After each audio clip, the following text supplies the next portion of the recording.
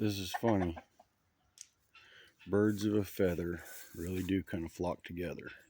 Got the two leghorns down in the dirt taking dust baths, getting nice and deep like they're about to plant a tree. And then the two red chickens up in the little house. I don't know what the hell they're pecking at. There shouldn't be much to eat in there.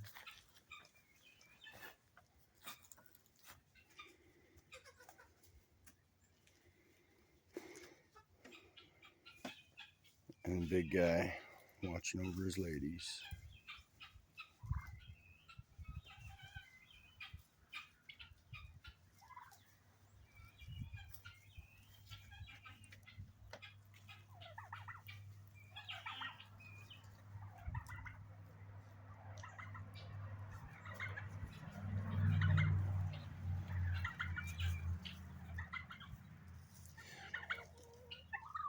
This turkey doesn't like it when she sees somebody laying around being lazy, like they would be easy prey.